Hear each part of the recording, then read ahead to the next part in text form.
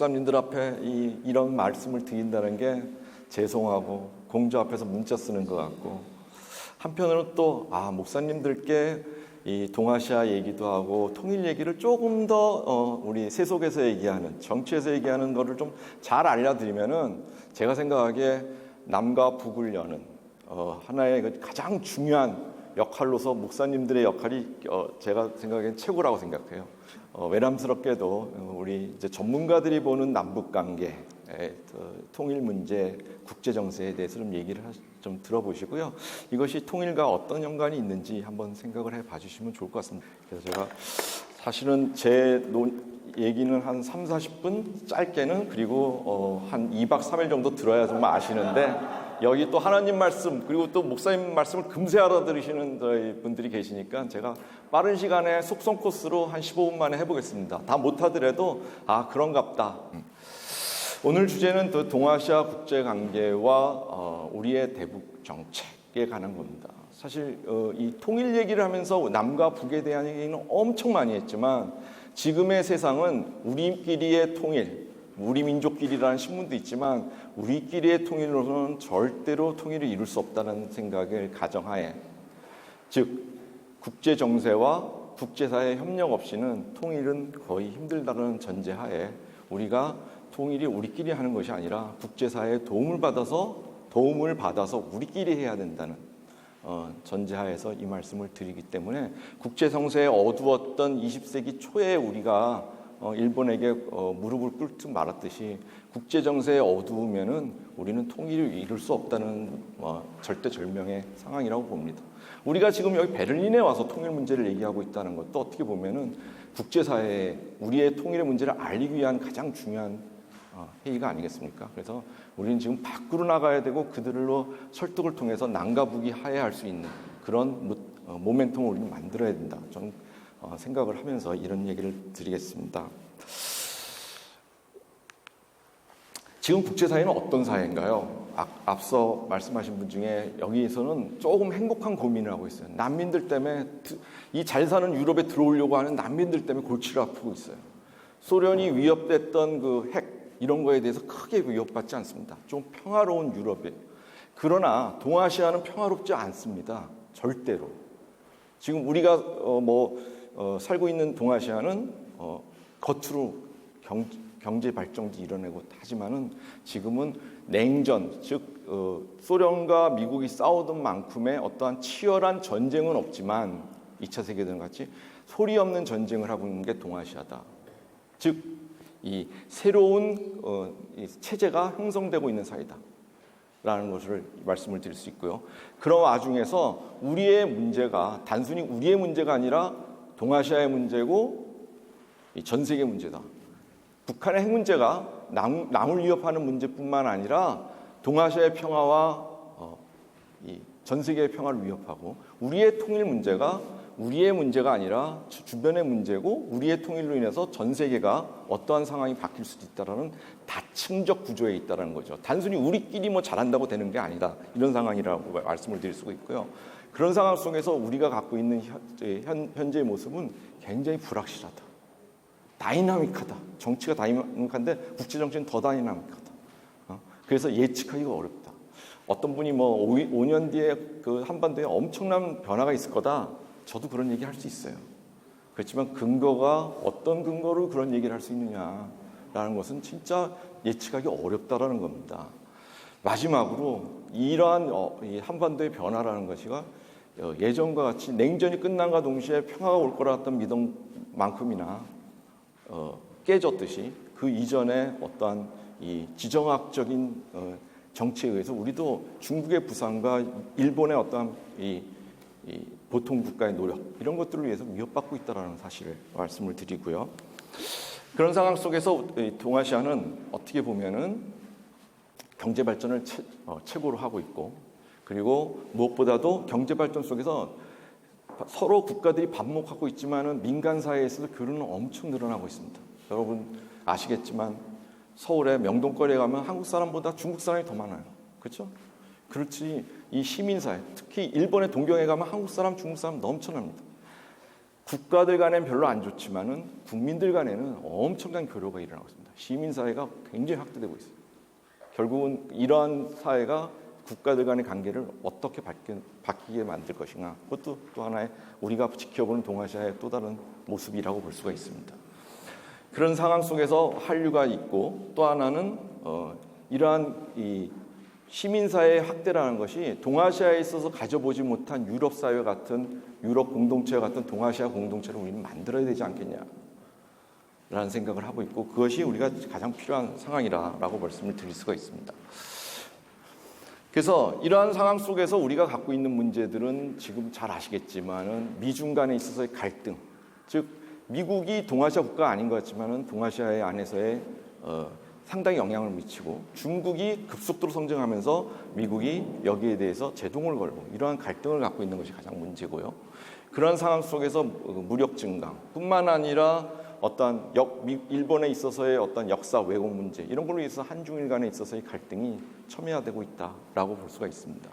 무엇보다도 북한 문제, 우리가 예전에는 코리안 퀘스천, 그래서 전쟁 났을 때 한국 문제를 어떻게 할 것이냐 유엔에서 얘기했지만, 지금은 한국 문제의 확대가 어떻게 보면 북한 문제로 이 체제 안정 문제, 북핵 문제, 이것이 동아시아에서 가장 큰 골칫거리다라고 얘기를 할 수 있습니다.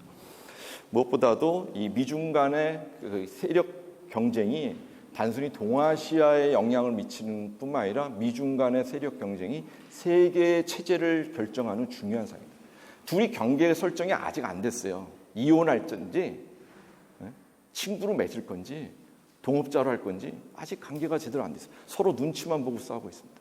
이런 사이가 어떻게 보면 20세기 초 모습과도 똑같다. 영국이 내려앉고 미국이 부상하는 사이의 모습, 뭐 이런 식으로 체제가 엄청나게 변동을 일으키는 그런 사회다라고 말씀을 드릴 수가 있습니다. 그런 상황 속에서 중국이 시진핑이라는 지도자를 만나면서 내세운 게 두 가지가 있습니다. 중국몽 들어보셨어요? 차이나 드림인데, 이게 아메리칸 드림 들어보셨죠? 미국 드림을 카피를 했어요. 중국이 짝퉁 카피 잘하듯이 남의 얘기 잘하는 것 같아요. 이 중국몽도 어떻게 보면은 미국의 드림, 이거를 카피하지 않았나. 그렇지만 사뭇 내용은 좀 다릅니다. 그렇지만 중국 사람들에게 꿈을 심어주고 그거를 성취하려고 하는 지도자의 노력, 의지, 이것은 그 이전의 모택동과 비교되는 커다란 힘을 받고 있습니다. 엄청난 인기를 갖고 있어요, 중국에. 후진타오 갖지 못했던 인기, 시진핑이 갖고 있습니다. 부패 척결도 하면서 중국을 새로운 중국으로 만들어 나가고 있고, 내적으로. 바깥쪽으로는 신형 대국 관계, 뉴 슈퍼파워, 뉴 타입 슈퍼파워 릴레이션, 뭐 이래가지고 신형 대국 관계. 과거에 미국이 추구했던 건 구형 대국 관계다. 왜냐하면 자기 밑으로 줄 세우는.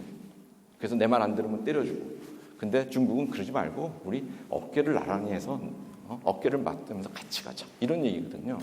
그런 상황 속에서 이 중국은 그래도 미국과의 어떤 라이벌 의식과 함께 같이 가자는 메시지를 내보냈는데, 미국의 입장은 그렇지 않습니다. 네가 얘기하는 건 굉장히 원칙적인 측면이다. 신뢰를 우리랑 쌓지 못했다. 좀 실질적인 것에 협력을 하면서 그것을 쌓아가면서 큰 협력으로 가자. 많이 들어봤죠? 아까 얘기했던 신뢰 프로세서가 비슷한 얘기를 해요. 작은 신뢰부터 쌓자. 미중 간에 서로 해킹하지 말고 무역 적자 좀 해소하고, 좀 중국 넣어두고 이 글로벌한 문제에 좀 돈 좀 내서 난민 문제도 좀 해결하고. 너 왜 말만 하냐? 니네 나라 이 유럽의 문제니까 유럽 니네끼리 해결해라. 이런 식으로만 하지 말고 글로벌한 책임감을 갖고 경제 대국까지 그렇게 좀 해라라는 것이 미국의 이 중국 책임론입니다. 이런 상황 속에서 둘이 이제 서로 이 협력과 경쟁을 계속하고 있다라고 이제 볼 수가 있고요. 그런 사이에 이 미국은 이 중국의 부상에 대응하기 위해서 오바마는 그 전에 아프가니스탄, 이라크에 관심을 보였던 게, 큰일 났어. 이제 중국이 갑자기 커지니까 아시아로 돌아와야겠다 하면서 피보트 아시아라는 아시아 회귀 정책을 펴셨습니다. 그래서 아시아를 제1의 안보 중시 국가로 삼아야겠다. 그래서 미국이 그동안 아프가니스탄하고 이라크 전쟁하면서 상당히 많은 전비를 써가지고 앞으로 10년 동안에는 군비를 이제 낮추는 그런 작업을 합니다. 그렇지만 적어도 아시아에 있어서는 하지 않겠다 할 정도로 아시아 중심 정책을 피고 있어요. 그래서 그건 바로 중국이 반발하는 아시아 중시 정책이 아니라 중국 견제 정책이다. 이렇게 얘기를 하고 있는 것이죠. 동시에 일본은 잘 아시겠지만 아베의 이 보통국가. 아베를 우리는 굉장히 싫어하지만은 일본 대다수의 국민은 아베. 일면 이유가 있어. 맞아. 인기 좋습니다. 왜? 그동안에 일본은 잊어버린 20년, 30년 하면서 경제적으로 낙후되고 이러다 보니까 중국한테 진 거는 물론이거냐. 이제 중국한테 못 대들잖아요. 근데 가만히 생각하니까 이제 한국 사람들한테도 지게 생겼어요. 아베가 먹히는 건 그겁니다. 이제 우리가 우습게 봤던, 얕봤던 조선진한테도 먹히게 생겼다. 단 한 번 하면 못 올랐습니다. 하면서 중국은 막대하지 못하지만 한국을 막대하기 시작한 그런 정책을 피기 시작한 겁니다. 동시에 이제 보통 국가를 가겠다라는 거죠. 푸틴은 마찬가지로 과거의 영광을 아시아에서 좀 찾아보겠다라는 것이죠. 그래서 이러한 지도자들의 부상이라는 것은 기본적으로 이 국가의 어떤 이 힘을 보태는데 가장 중요한 중추적인 역할을 합니다. 목회에서도 목사님의 역할이 굉장히 중요하듯이 지도자는 항상 꿈을 보여주고 그걸 통해서 실천함으로써 국민들을 끌고 갈 수 있는 힘. 우리에게도 그런 게 좀 필요한 것 같고 여러분들도 사실은 작은 단체에서도 지도자를 하려고 그러면 사실 이런 지도자와 같은 꿈을 보여주는 어떤 그게 있어야 된다고 생각하고 여담입니다만은 혹시 지도자가 되기 위해서 필요한 덕목이 뭘까요? 너무 큰 질문이죠. 그러면 성실해야 된다, 책임감이 있어야 된다, 이렇게 얘기하기도 합니다. 제가 생각하는 버전 또 두 가지가 있습니다. 지도자는 꽃이 있어야 됩니다. 왜? 누가 한다 그러면 꽃을 줘야 돼요. 야, 너 참 잘했다.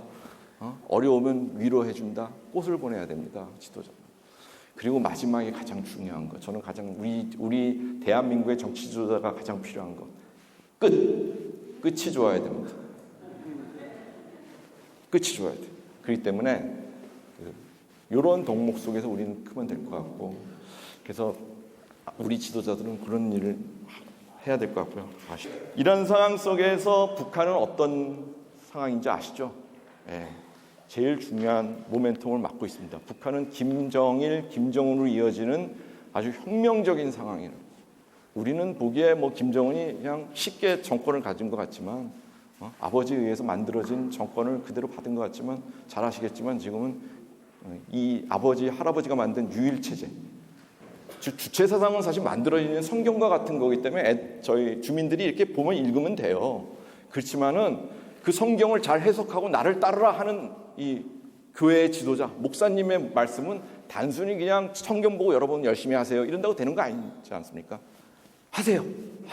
꽃도 보내주고 꿈도 보여주고 그래야 되는데 그게 누구예요? 김정은이 해야 되는 거예요? 아버지가 해주는 게 아니잖아요. 그러기 위해서 하는 것이 이 김정은 체제를 만드는 게 유일체제라는 겁니다. 똑같이 만들겠다는 거죠. 그래서 그런 상황 속에서 김정은은 택한 게 급진적인 이 숙청이라는 거예요. 꽃을 줘야 되는데 숙청을 너무 많이 해서 현재까지 이 현영철, 장성택 이런 잔인하게 숙청하는 모습을 보여줬다는 거죠. 그래서 이러한 북한이 변하고 있는 상황 속에서 제가 생각하는 가장 큰 문제는 북핵입니다.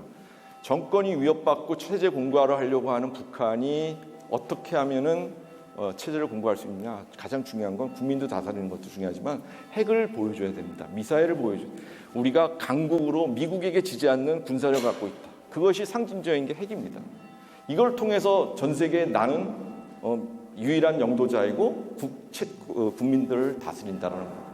그러니까 핵이 포기하기 어려운 가장 큰 이유 중에 미국의 위협이 아니라 국민들한테 핵을 포기하는 지도자의 모습을 보여주는 건 자기가 정권을 내놓는 거하고 마찬가지라는 상황이죠. 그렇기 때문에 어렵다는 얘기고요. 그런 상황 속에서 우리의 한반도에 있어서 벌어지는 일을 대응하기 위한 박근혜 정부의 정책, 가장 대표적인 게 흔히 얘기하는 트러스트 폴리틱, 신뢰 프로세스입니다. 남북 간의 그동안의 신뢰가 적어서 남북의 서로 얘기하지 못했다. 앞서 얘기했는데 이 기독교에서도 이 신뢰가 굉장히 중요하잖아요. 남북 간에도 굉장히 신뢰가 중요해요. 그거를 좀 작은 협력부터 큰 협력으로 너무 그동안에 큰 것만 얘기했는데 좀 실질적으로 작은 거를 이루어 가겠다는 것이고요.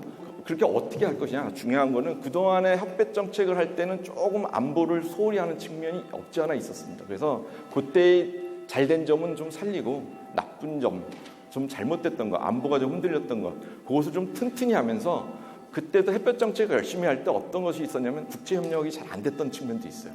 미국하고도 안 맞고 중국하고도 안 맞고. 그래서 좀 국제사회와 협력을 좀 잘하고. 그리고 중요한 건, 가장 중요한 건 내셔널 컨센서스. 국민들에게 나의 통일 정책은 이런 거다. 그래서 국민들의 합의를 이루는 거다. 가장 중요한 21세기의 정책은, 외교 정책은 예전에는 몰래 하는 거였어요. 비밀 협상이 최고였어요. 국가들끼리 몰래 해가지고 전쟁들이 일으키고 합의도. 그렇지만 중요한 거는 국가들 간에 있어서의 합의만큼이나 국민들을 이해시키고 그거를 무기로 해서 외교 정책을 피는 거. 이게 이제 가장 중요한 부분이고, 이러한 토대를 가지고 작은 협력에서 큰 협력으로 가는, 이것이 결국은 신뢰 프로세스다. 그것이 잘 되면은 한반도의 평화와 번영을 이루겠다라는 것이고요. 마지막으로 중요한 거는 이 박근혜 정부가 신뢰 프로세스를 얘기했지만 그 안에 디테일한 것들은 아직 충분히 채우지 못한 것 같아요. 조금 더 여러분들께서 노력하셔서 아직 많은 시간이 남았어요. 그리고 박근혜 정부가 얘기하는, 이 정부가 얘기하는 것은 이 정부만의 신뢰 프로세스를 획득하지 않겠다. 좀 롱텀으로 가겠다라는 거거든요. 그래서 그 안에 채워넣을 디테일한 것들을 좀 채워넣어야겠다라는 것이고, 그것은 제 생각엔 지도자가 이렇게 하자 그러면 또 국민들 또는 전문가들이 그 안에 좀 채워주는 것도 또 국민적인 어떤 노력, 역할이 아닌가 저는 생각을 하면서 이상으로 길지만 짧지만 마치겠습니다.